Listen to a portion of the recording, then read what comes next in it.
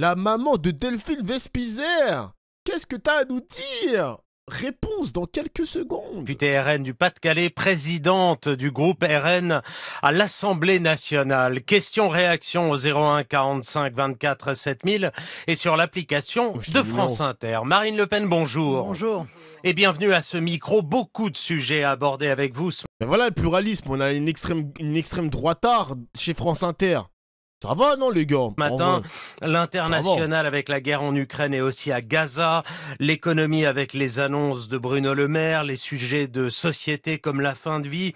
Mais d'abord un mot de cette visite surprise d'Emmanuel Macron hier à Marseille, consacrée à la lutte anti-drogue. Emmanuel Macron qui a annoncé une opération Place Nette XXL sans précédent pour porter un coup d'arrêt au trafic de drogue. Plus de 4000 policiers et gendarmes sont mobilisés à Marseille, dans les communes alentours également. Leur déploiement a commencé, va se poursuivre dans les semaines qui viennent. Est-ce une opération nécessaire? Saluez-vous cette opération ce matin, Marine Le Pen? Je pense que XXL, c'est peut-être un poil exagéré en réalité. C'est S, quoi. C'est opération S, small.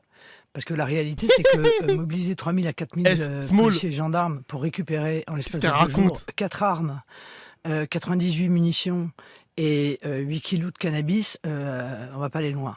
On est évidemment là face à un énième coup de com' pour faire oublier des chiffres qui sont absolument dramatiques. Voilà, et notamment à Marseille, quand le trafic de stupéfiants a augmenté de 103% en un an, les coups et blessures de 50%, les prises de stupéfiants de 485%. Voilà, la réalité, c'est que en réalité, Marseille est sous la coupe des narcotrafiquants aujourd'hui, et que les bandes sont devenues des gangs, et que les gangs sont en train de devenir des maras, c'est-à-dire des armées qui agissent dans le domaine du trafic de stupéfiants, y compris par l'intermédiaire de l'intimidation des élus, voire de la corruption, d'assassinats ciblés. C'est une véritable catastrophe, et ce trafic en France génère, je le rappelle quand même, 3 milliards d'euros de bénéfices. Vous le savez, c'est la priorité de Gérald Darmanin. Il l'a annoncé, il l'a affiché. Il y a eu plusieurs coups de filet au sein des 2 principaux gangs marseillais. Il l'a dit, DZ, Mafia et Yoda, pour ne pas les citer. Gérald Darmanin affirme aussi qu'il y a eu 1000 points de deal supprimés ces derniers mois sur les 4000 recensés à son arrivée sur toute la France. C'est pas gagné, on ne démantèle pas le trafic de drogue en 2 jours. Mais est-ce que vous voyez quand même des avancées? Est-ce que vous avez quand même l'impression que c'est un sujet qui n'est pas sous-estimé par le gouvernement, qui est mis en haut des hiérarchies, en haut de la pile? Alors, ils ne savent absolument pas comment s'y prendre, parce que supprimer 1000 points de deal, il est supprimé le lundi. En réalité, le mardi, il s'est reconstitué à 200 mètres. Il faut arrêter de raconter des coups aux gens, parce qu'ils vous le disent, je veux dire, les habitants de Marseille, ils vous disent, le deal qui a été devant les caméras démantelé lundi matin, lundi soir, il était reconstitué à 100 mètres. Mais alors, qu'est-ce que vous feriez? Qu'est-ce que vous feriez? Parce que vous le savez, les mafias... Il faut d'abord maîtriser les frontières, parce qu'en matière de trafic de stupéfiants, encore une fois, les stupéfiants, ils arrivent. Il faut donc maîtriser nos frontières. Deuxièmement, il faut maîtriser notre politique migratoire, parce que, évidemment, les trafics de stupéfiants utilisent notamment les clandestins pour être des acteurs de ce trafic. Je vous rappelle quand même une conférence de presse du 16 janvier de la préfète sur Marseille expliquant que 67% de la délinquance sur la voie publique sont des étrangers. Il faut donc mettre en place ce que nous réclamons depuis longtemps. Lorsque un étranger est en situation régulière, il doit, quelle que soit la situation, rentrer chez lui, et lorsqu'il commet un délit, il doit ne pas pouvoir rester sur le territoire. Déjà là, on va réduire le nombre de nos problèmes. Mais vous le savez, les chefs de gang, les chefs de ces gangs, les gangs marseillais, ils ont des liens avec des structures étrangères, et les chefs de gang, ils vivent tranquillement à l'étranger, ils sont pas inquiétés. Est-ce que vous pensez, Marine Le Pen, qu'il faut une coopération européenne? Mais pourquoi pas? Mais pourquoi pas? Donc parfois l'Europe a du bon sur ça. Arrêtez de me dire l'Europe a du bon. Non, mais ce que je veux dire, c'est que pourquoi pas? La question, c'est est-ce qu'il faut une coopération internationale? Là, t'aimes bien l'Europe, oui. Est-ce que cette coopération internationale peut se faire entre les pays européens? Évidemment.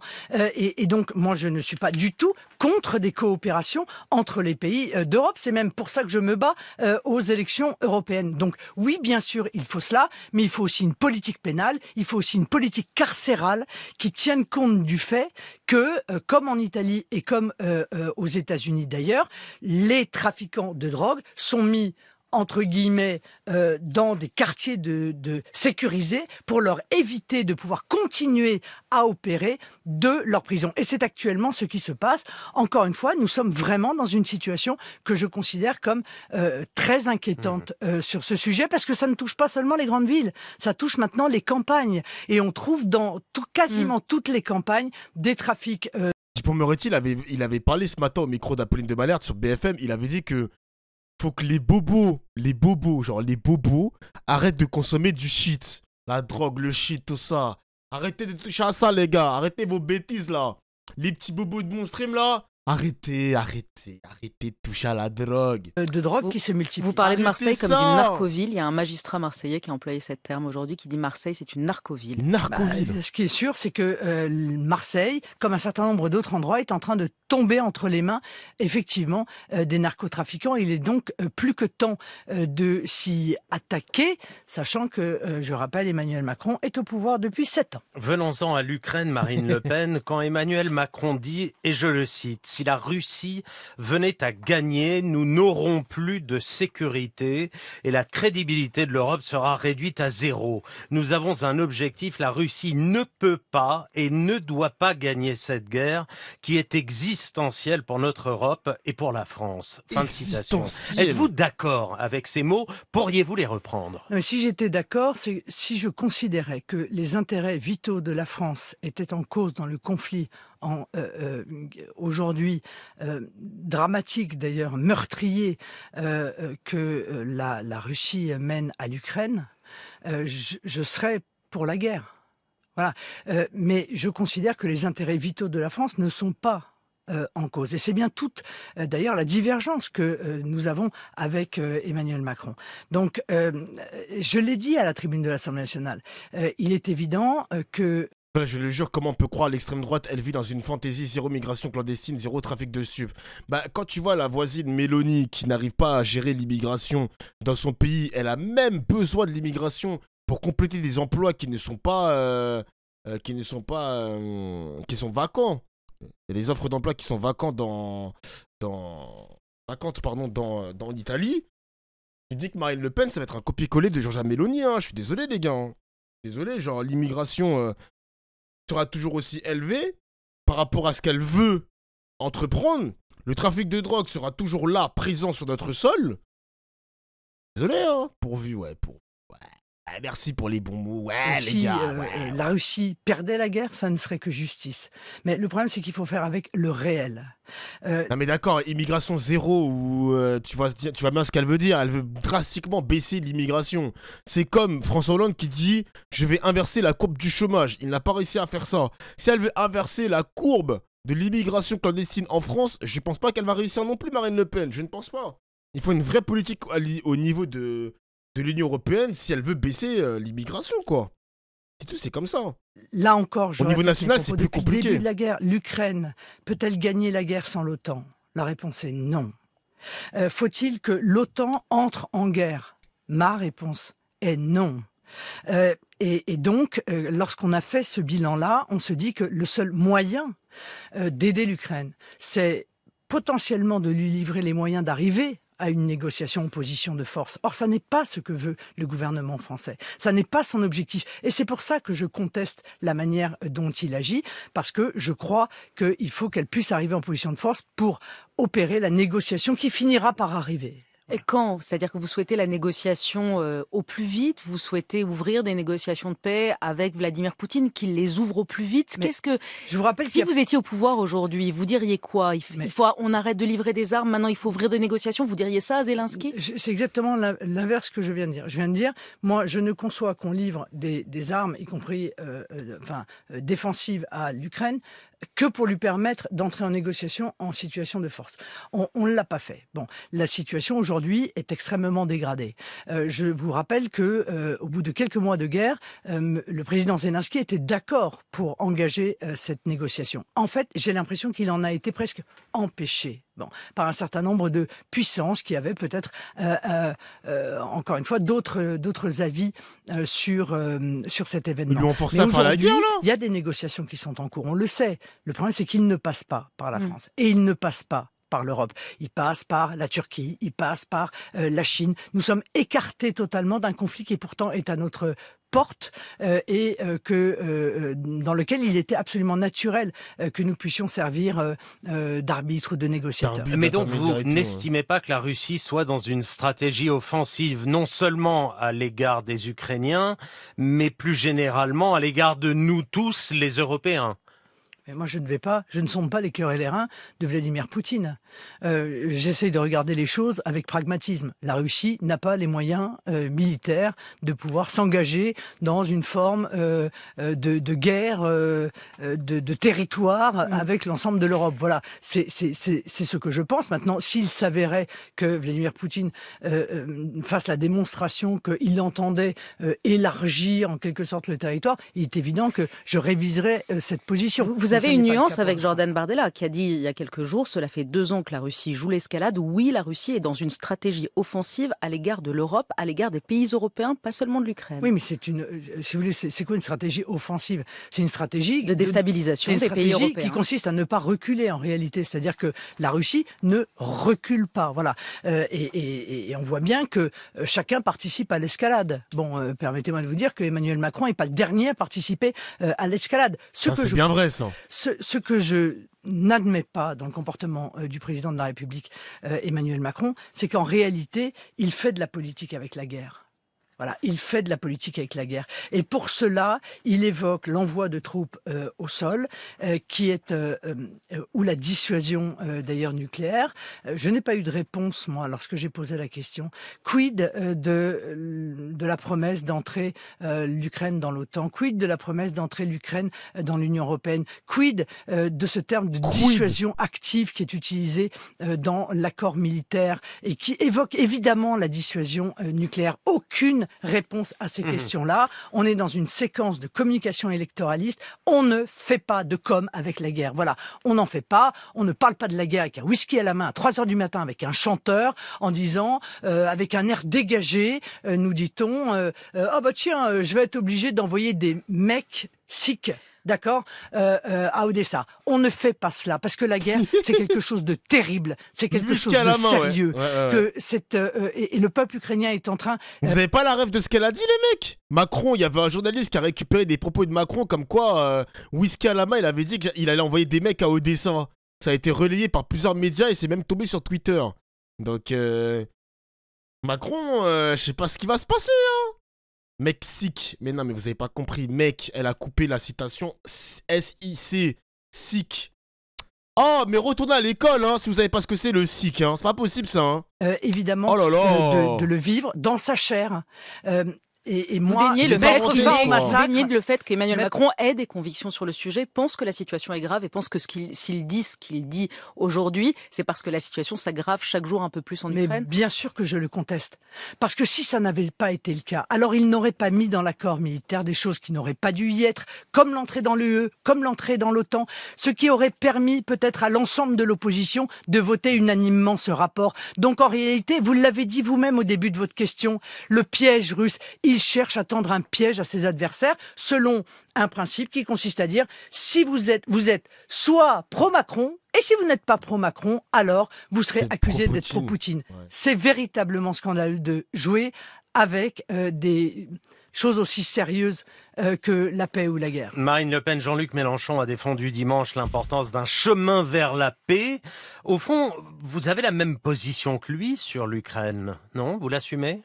Ça veut dire qu'on veut pas la guerre, quoi. Non, je vous pose la question. Non, mais, voilà, est-ce qu'on a le droit, moi c'est la vraie question que je pose, est-ce qu'on a le droit de considérer que on ne souhaite pas entrer en guerre contre la Russie, peut-être parce que d'ailleurs nous n'en avons pas totalement les moyens, et que, comme je vous l'ai dit tout à l'heure, Mélenchon, il dit on n'aurait pas les moyens aujourd'hui de rentrer en guerre avec... Et comme je vous l'ai dit tout à l'heure, en réalité, la seule véritable solution qui ne transforme pas ce conflit en conflit mondial, c'est d'arriver à trouver les moyens de négocier dans des conditions les plus avantageuses pour l'Ukraine. Voilà. Les gars, je tombe sur des gars, je tombe sur des potes à moi et tout, qui ne savent même pas qu'on est au bord d'une guerre, on est au bord de quelque chose qui pourrait se passer dans le monde. Ils sont tranquillement en train de tester le nouveau set de TFT, jouer à League of Legends, jouer à Elden Ring, sans savoir ce qui se passe dans le monde, vraiment. Ça fait peur quand même, Ça... Je suis sûr, les gars, dans votre entourage, c'est peut-être la même chose. Parce que vous regardez mes streams, pas de problème. Mais est-ce que votre entourage, ils sont au courant un petit peu de ce qui va se jouer bientôt? Ok, on n'est peut-être pas au courant qu'il y a une élection européenne au mois de juin. Mais la perspective d'une guerre, il y a des gens qui ne sont pas au courant qu'à tout moment, il va se passer des choses. À tout moment, il va se passer des choses. Après, t'es matrixé de Flore. Bah après, je suis pas trop matrixé, Moi, l'actualité, je suis l'actualité presque exclusivement qu'en stream, les mecs, Avec vous, Avec vous. Genre, quand je lance mon stream, à moins de 10-15 minutes, je regarde un petit peu ce qui s'est passé durant la journée, durant la matinée avec les interviews politiques, mais c'est tout. Moi, je ne suis pas un grand matrixé... Je suis pas un grand matrixé de la politique, Quand je vois Freeman, quand on avait invité Freeman la dernière fois, Freeman, il était au courant un petit peu, mais il avait un regard très extérieur. Mais il n'était pas au courant qu'on était à ça. On est à ça d'une dinguerie, genre, une dinguerie mondiale. Là, ils sont pas au courant de ça, Perso, bat les couilles. Ça veut dire que, tu vois, les mecs qui disent ça, perso, bat les couilles. Ça veut dire que le jour où il y a une mobilisation générale, il y a des gens qui vont se dire... Mais pourquoi j'ai une Kalachnikov dans les mains? Pourquoi je suis en treillis? Genre, qu'est-ce qui se passe? Pourquoi je dois faire la guerre? Je comprends pas, mais hey, qu'est-ce qui se passe? Mec, c'est ce qui va se passer, C'est vraiment ce qui va se passer, les gars. Il y en a, ils sont pas au courant. Putain. Freeman, tu as dit que tu faisais de la veille activement. Alors, activement, je crois pas que c'était le mot. Mais en tout cas, je sais.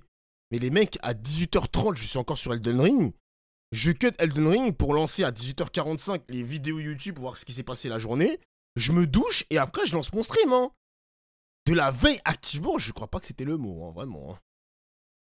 Et cela change quoi de le savoir? Ben moi je trouve ça important pour nous Français et pour nous citoyens du monde. Moi je trouve que c'est important d'avoir un pourcentage d'intéressement à la politique et à la géopolitique. C'est mon avis, peut-être que je me trompe. Mais je trouve que d'être totalement déconnecté de ce qui nous entend dans le monde, c'est pas bon. Genre, c'est pas bon pour l'esprit. Genre, c'est pas bon pour la... Je sais pas. C'est peut-être mon avis, les mecs, C'est peut-être mon avis, mais... Je suis pas d'accord avec ce principe d'être dans une déconnexion totale de ce qui t'entoure dans le monde. Je sais pas. C'est une responsabilité, en vrai, de s'informer. Bah ouais, moi, je trouve que c'est une responsabilité, quand même. Par exemple, rien que pour les streamers... Des streamers qui partagent ce qui se passe dans le monde, par exemple, t'as Rebeudeter et Amine qui parlent de la Palestine, t'as Kamel qui parle de la Palestine, parce que c'est important aussi d'avoir des opinions sur ce qui nous entoure dans le monde. C'est important, genre. C'est vraiment important. Important. Vous imaginez, on va en guerre. Inoxtag, il est dans une mobilisation générale. Il va se demander, mais qu'est-ce qui se passe? Je dois monter le mont Everest. Je dois grimper le mont Everest et je dois faire la guerre en Ukraine, mais pourquoi? Qu'est-ce qui se passe? Faut allumer un petit peu sa télé, quoi. Faut allumer un petit peu les journaux, même s'il faut faire un petit peu attention et redécouper les informations, quoi. Encore une fois, c'est mon avis, les mecs. Peut-être que je me trompe, Peut-être, Dernière question sur l'Ukraine, parce qu'on a encore beaucoup de questions à vous poser. Votre allié italien Matteo Salvini a salué la victoire de Vladimir Poutine dimanche à l'élection présidentielle. Est-ce que, réélu, on le rappelle, avec 87% des voix, vous saluez sa victoire? Il n'a pas salué la victoire de Vladimir Poutine. Il a dit, les peuples ont parlé, il faut respecter cette victoire. Et d'ailleurs, il s'est fait tancer par le ministre italien des Affaires étrangères. Non, c'est normal, il n'est pas ministre des Affaires étrangères. Bon.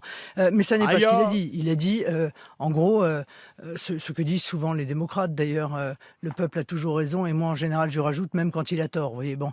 Et il a pris acte, voilà, comme Lucas.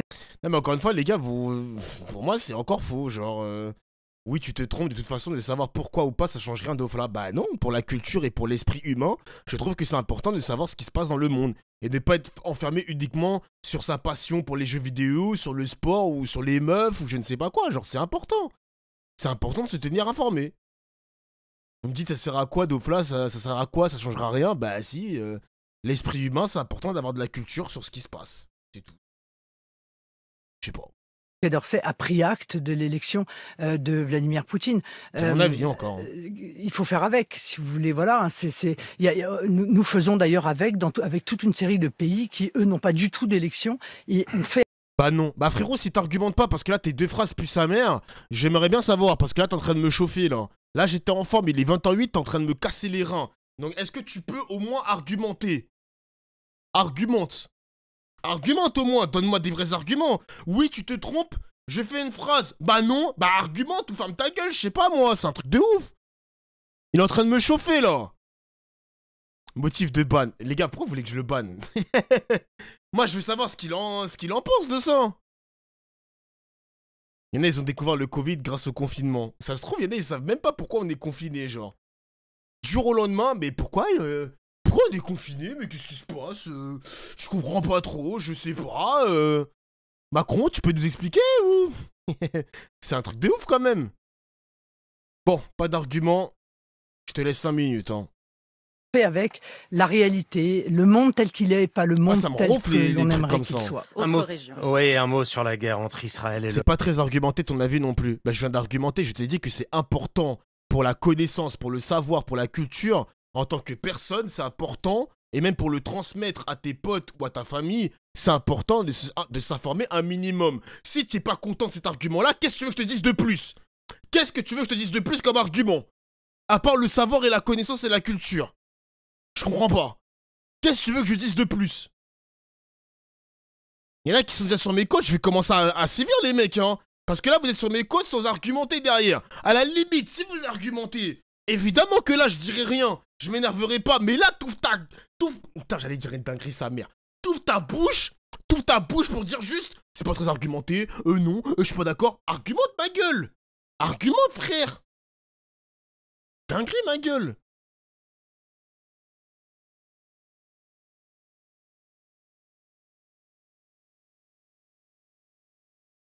Chacun sa culture, si les gens s'en foutent des informations sur la guerre véhiculées par les marchands, véhiculées par les marchands? Comment ça par les marchands?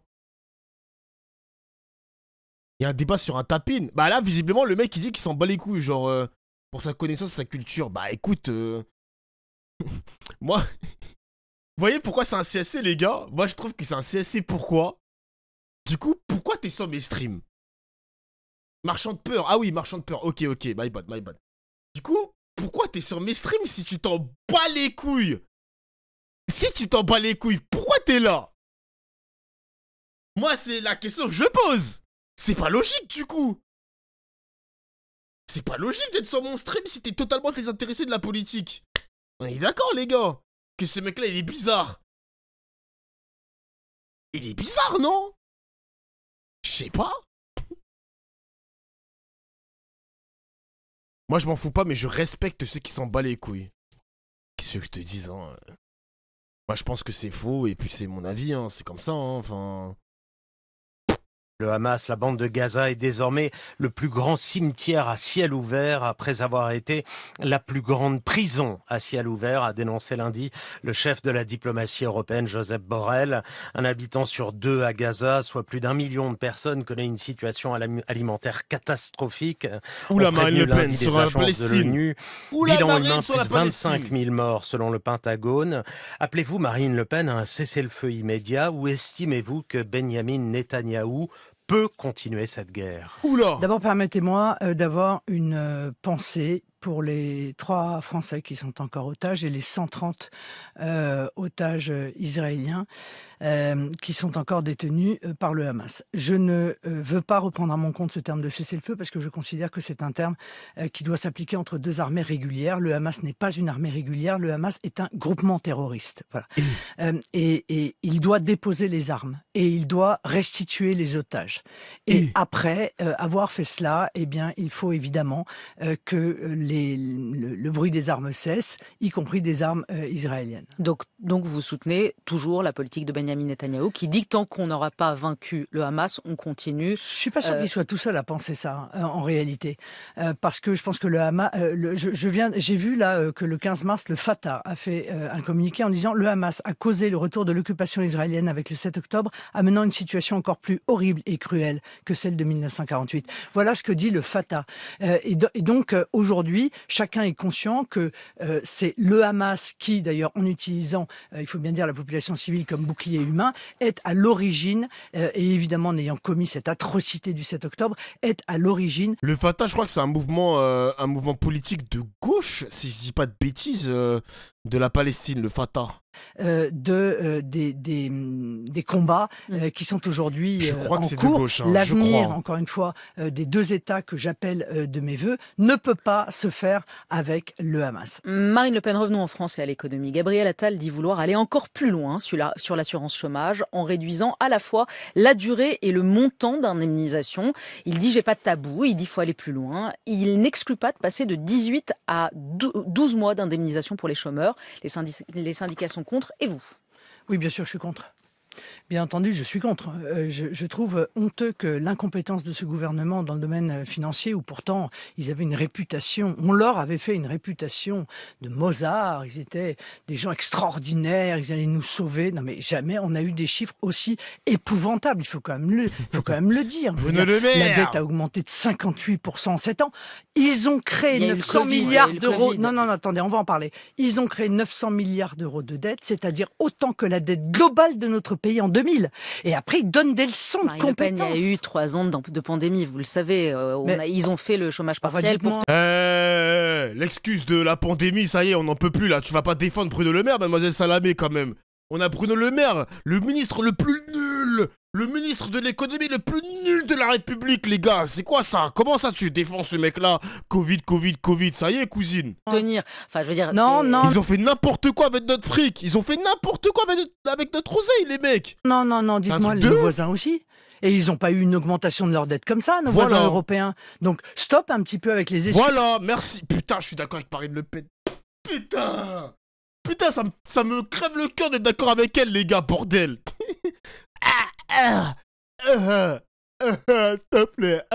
C'est jamais de sa faute d'ailleurs, monsieur le maire, c'est toujours de la faute des autres. Maintenant, c'est de la faute du système de protection sociale. Vous me direz, j'ai de la chance, en général, c'est la faute du RN. Bon, on l'a échappé belle cette fois-ci, mais je suis désolé. La faute du Covid, la faute de l'Ukraine, alors que l'on sait très bien que l'augmentation, par exemple, des prix de l'énergie a démarré bien avant la guerre en Ukraine et que le premier bouclier énergétique qu'ils ont mis en œuvre était avant la guerre en Ukraine. Donc, arrête. Il faut pas bien faire le bouclier énergétique pour aider les gens à payer la facture. Ah mais quoi? Ah mais c'est super. On paye donc. On a ça que ça grève aussi les finances publiques. Non. Je vais vous dire ce que j'en pense. Non, il fallait pas faire le bouclier énergétique. Il fallait sortir du système de tarification européen. Et parce que pour des raisons idéologiques et dogmatiques, ils ont refusé de sortir du système de tarification européen, alors ils ont fait 60 milliards de boucliers énergétiques aujourd'hui payés par les Français, puisque évidemment, ça va entraîner l'effondrement du système de protection sociale, l'augmentation des impôts, et j'en passe. Après, techniquement, les mecs, si elle était au pouvoir, et même Mélenchon, je crois que c'était une proposition de Mélenchon de sortir du marché européen de l'énergie, est-ce que Marine Le Pen, est-ce qu'elle elle aurait le pouvoir de quitter ce marché-là? L'Espagne et le Portugal, il me semble qu'ils l'ont fait, mais est-ce que nous, Français, elle a les épaules de faire en sorte de faire un bras de fer avec la Commission européenne pour quitter ce marché-là? Moi, je sais pas, les mecs, hein. On me dit à chaque fois que, ouais, c'est pas nous qui dirigeons le pays, c'est pas la démocratie, ni le président, ni l'Assemblée, c'est l'Union européenne qui décide, c'est Soros, c'est les Américains, c'est BlackRock, j'en sais rien. Moi, je sais pas si elle aurait les capacités de d'engager ces bras de fer-là. Bon, je ne tombe pas dans le complotisme, les mecs. Hein, je ne tombe pas dans le complotisme, quand même. Voilà. Donc, je suis navré de vous dire que ce sont des champions du monde de la dette, champions du monde des déficits, champions du monde des défaillances d'entreprises. On vient d'ailleurs 2 millions d'emplois créés, Marine Le Pen. Un taux de chômage. Viens, on oublie son racisme. Elle serait mieux que Macron en vrai dofla. Dosez. Calmez-vous le chat. Calmez-vous. Là, vous êtes en train de réhabiliter Marine Le Pen. Calmez-vous. Wow. Doucement. Calmez-vous. Oh là là. On va se concentrer, monsieur Rayano TKT, je sais pas quoi là. Doucement. On va pas réhabiliter Marine Le Pen, vous êtes fous quoi, wesh. Attendez. À 7,5, c'était jamais vu depuis 20 ans. Vous connaissez les chiffres. Oui, je connais très bien les chiffres aussi. Des alternants qu'on met dans les actifs, des apprentis qu'on met dans les actifs, des gens qu'on a rayés. Moi, ce que je vois, ce sont les chiffres de l'ANPE. Voilà. Les chiffres de l'ANPE, c'est 5 600 000 personnes qui sont inscrites à l'ANPE. C'est pas l'emploi, c'est-à-dire qu'ils cherchent un emploi en réalité à temps complet et qui n'arrivent pas à en trouver parce qu'on a ubérisé l'économie. Leurs résultats sont pitoyables. Est-ce qu'on va enfin se le dire et l'admettre? Et ils n'ont plus le droit de donner des leçons de compétences dans ce domaine. Thomas à Cazenave, quiconque. le ministre du budget, dit que... J'avoue que là, là où elle a raison. Si on parle d'économie, s'il y a un débat entre économistes avec Bruno Le Maire qui veut donner une perspective d'avenir à la France, mais il est plus crédible ce mec-là en fait. Hein. Ce mec-là, il est plus du tout crédible. Le mec, il a plongé la France dans un déficit abyssal, mais on va encore écouter Bruno Le Maire pour nous donner des leçons d'économie. Ah, va te faire foutre, frère. Ah non, va te faire foutre. Il est plus crédible ce mec, il est fini ma gueule. Votre programme, c'est 100 milliards d'euros de déficit en plus chaque année. Et le risque de la faillite du pays, ça c'était dans les Échos, vous lui répondez quoi? D'abord, je lui réponds que cette évaluation de 100 milliards est totalement fausse. On s'en est d'ailleurs expliqué. Mais comment M. Cazenave ose dire ça alors que lui-même a fait voter un budget en déficit de 160 milliards. Non mais comment il ose? Comment? C'est même pas la paille et la poutre là, si vous voulez, c'est la paille et le pont. Vous voyez, bon, donc stop maintenant. Il y a un moment où ces gens doivent admettre qu'ils ne peuvent plus donner aucune leçon, ni de sérieux budgétaire, ni d'économie à quiconque sur la planète. Une question au standard d'Inter. C'est Hélène qui nous appelle de la ville de Lyon. Question de géopolitique, je crois. Bonjour Hélène, bienvenue. Oui, bonjour. Bonjour. J'aimerais savoir que Marine Le Pen éclaircisse sa position quant à l'Europe. Elle vient de dire que certaines fois, il faut sortir du consensus européen. Or, je pense que l'Europe doit être absolument unie. Que pensez-vous que peut faire la France sans une Europe unie, face à la Chine, face à la Russie ou face aux Américains? Merci Hélène. Pour cette question, Marine Le Pen vous répond. Ça dépend, unis sur quel sujet, si vous voulez. Encore une fois, la tarification de l'électricité, non, je considère qu'on n'a pas à se soumettre à la tarification européenne. Pourquoi? Parce qu'elle a été faite au bénéfice de pays comme l'Allemagne. Or, je suis navré, mais aujourd'hui, la Cour des comptes vient de faire un rapport en disant que si les Français avaient payé le prix de l'électricité à son prix de production nationale, eh bien, nous aurions économisé 47 milliards, sérieusement. Et pourquoi est-ce qu'on s'appauvrirait pour le plaisir? En revanche, il y a des domaines dans lesquels, bien sûr, il faut qu'il y ait des coopérations européennes entre les différents pays. Par exemple, la protection civile, la recherche, les échanges d'étudiants, de chercheurs, tous ces sujets-là peuvent faire l'objet d'une coopération. Les 27 ont adopté un accord de principe pour maintenir... Pas 47 milliards, pardon, 47%. Les 27 ont adopté un accord de principe pour maintenir la suspension des droits de douane et des quotas sur les produits ukrainiens, volailles, œufs, blé, avoine, miel, à la condition de ne pas dépasser des plafonds d'importation. C'est une concession faite aux agriculteurs européens, concession suffisante? Non, c'est pas une concession, c'est une escroquerie.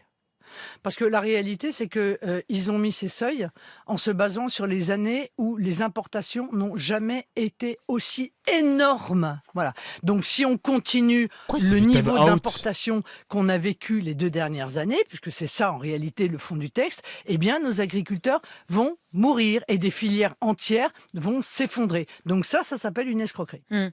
2 questions pour terminer. Le gouvernement a transmis lundi au Conseil d'État son projet de loi sur la fin de vie. Marine Le Pen qui ouvre la possibilité de demander une aide à mourir sous certaines conditions strictes.